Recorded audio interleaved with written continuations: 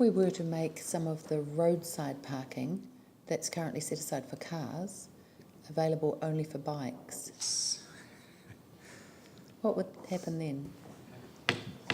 David? Yeah, that's also an option. Obviously, that's not something we can put in the district plan because it's about how we manage our own road network. And there's obviously going to be a cost to that as well in terms of forming our parking spaces. But that is also an option. That's what we do in the central city. We've got a number of areas where we have got cycle parking. And so that's something we could consider if there is a shortfall in visitor cycle parking because of this situation. Obviously, one option is to try and explore taking financial contributions from the landowners, but then we may also have to, as a council, invest in some cycle parking to address the shortfall. Just in terms of how we do it, I'm assuming then we could just do it. We don't need any changes in the district plan. It's just we decide that we would like to do that. Yes. We don't need to change the district plan, but there is a process through the Local Government Act, through consultation, obviously, to change parking spaces, but that's what we'll... I'm just thinking in terms of if we want this to be a bikeable city, we actually need to provide kind of the visual cues that is the case as well, and kind of interrupting the flow of cars with bikes might be quite a nice visual means of communicating a change of strategy. Correct. Perhaps. Anyway, okay, is there any more questions, guys, before we come to some of the points? Can I just get an indication? I'm getting the sense, Jamie, that people are happy with, but I may be completely wrong, so I'm going to ask.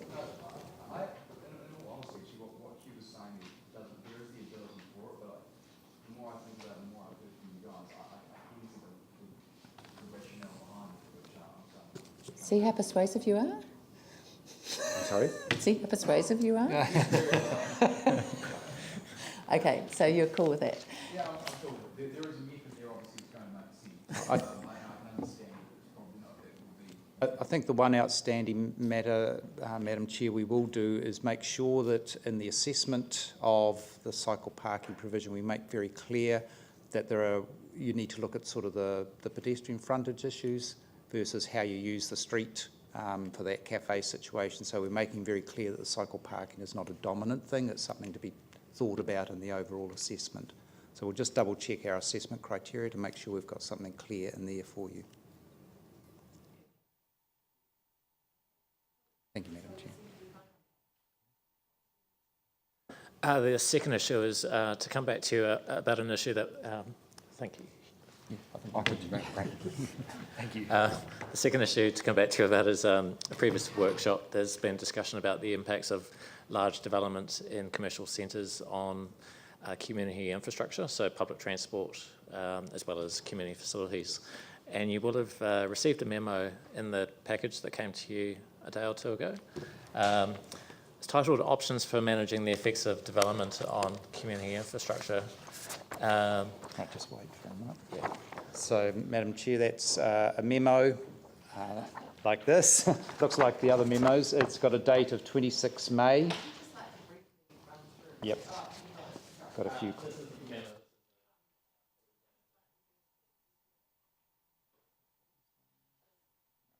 It's all righty. It's all right. I just thought we might have had some spare ones around. But that's prudent. Let's see what they have. 26th of May, it's from Mark to the Council, and it's headed up Options for Managing the Effects of Development on Community Infrastructure.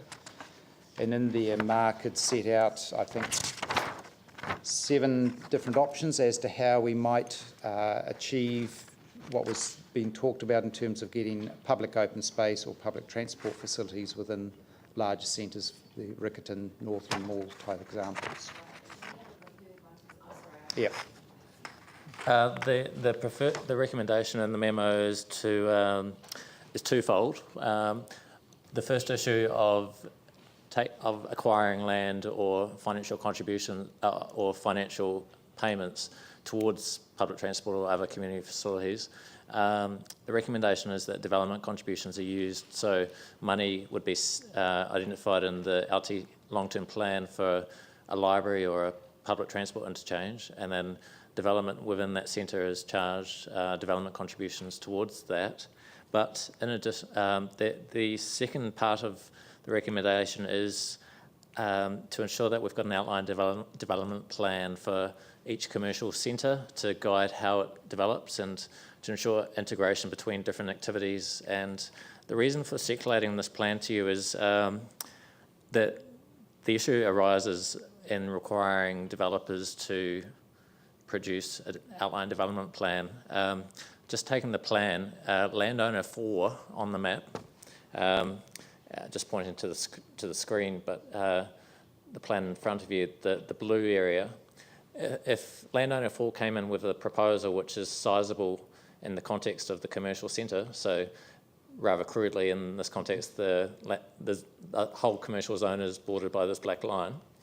Landowner 4 comes in with their proposal to add a new building to their site. A trigger could require resource consent by way of a minimum floor, that proposal exceeding a minimum floor area or exceeding a percentage of the zone area. But what we're interested in to ensure that all of the commercial centre develops in a comprehensive and integrated way is an outline development plan really should be for the whole of the centre rather than just landowner 4's site, which is just that square there. And in order to achieve that, the resource consent process could necessitate an outline development plan accompanies that application, but it may not necessarily lead to a collaborative approach. So we may request that landowner 4 obtains the written approval of landowner 1, 2, 3 and 5, the other 4 landowners within the commercial centre. If they're unable to get their written approval because landowner 2, for instance, disagrees with the outline development plan that landowner 4 has produced, then you end up in a stalemate. Now, council could, because of that written approval not being forthcoming, notify that application to landowner 4. But at the end of the process, a decision will be made by council, and that decision may not be what landowner 4 wants because the decision's gone in favour of landowner 5. So you could end up with an outline development plan coming through a resource consent process that can't actually be achieved because you haven't got buy-in from all the landowners.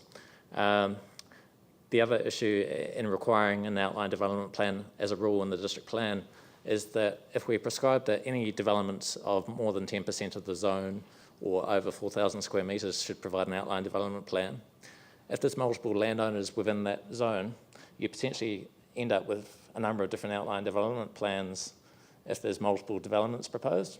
And the issue then arises of achieving one of them is problematic if you've got a whole lot of different ones coming forward. So it's recommended that council takes more of a lead in terms of planning of the commercial area to guide development and achieve a more collaborative process to implementation of that outline development plan. So rather than putting it on the developer to produce that ODP, council in fact takes the lead, but ensures that there's buy-in from all the parties in that centre.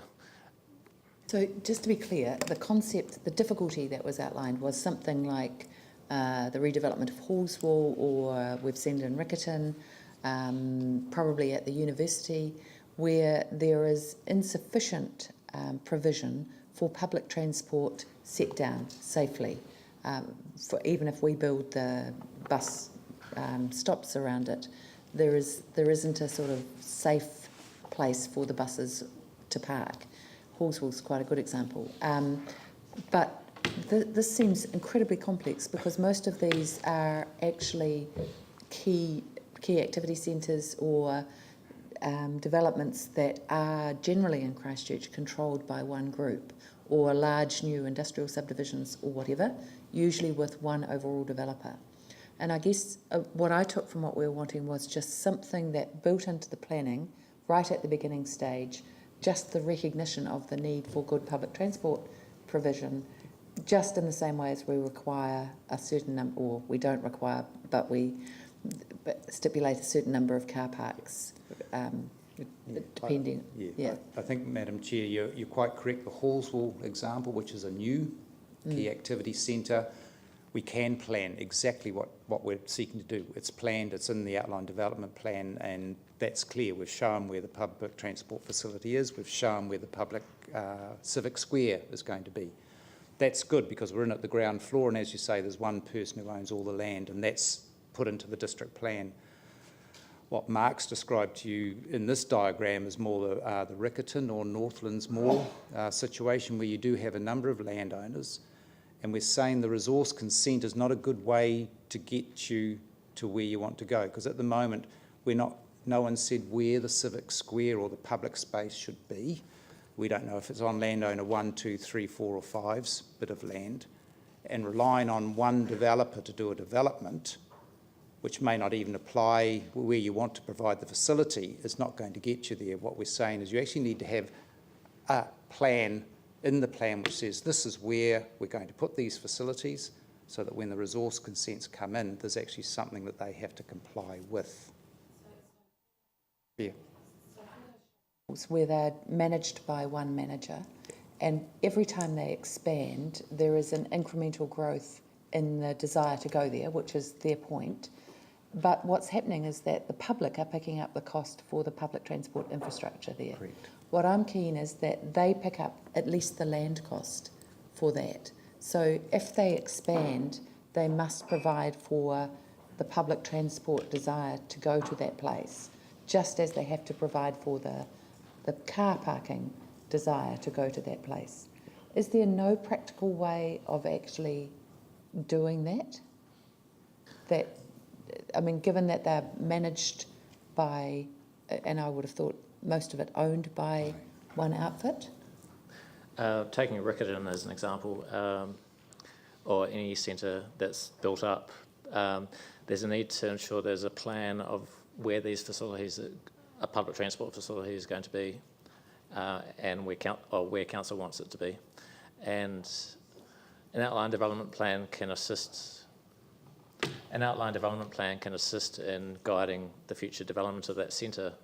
The risk of saying to Westfield, let's say, we want a part of your land to be developed for a public transport facility, and you need to provide that land as part of an application, is that may not achieve an integrated approach with the development around that's owned by other property owners, and you want to achieve accessibility to a central facility that's served by a number of different paths through a centre. And in terms of identifying the location, an outline development plan can assist in achieving that. In terms of the ability to take land or to take money towards the public transport facility, there's really three options in the memo. Is taking development contributions, which would require a revisiting of council's policy. So council identifies in its long-term plan the need for a public transport facility, and development contributions are taken towards that. The second option is financial contributions, which are where the effects of a particular development, including individual or combined effects with existing development, reach the point where council believes that development without a public transport facility is going to have an adverse impact. So we can potentially require money or land to offset that impact, and that's through the district plan. Or the third option is to have a specific rating of businesses or a wider area to require money towards that facility. So the district plan does have a role on in one of those three options. The second one, which is to take financial contributions, which could be in land or could be in money, to offset the impacts of a development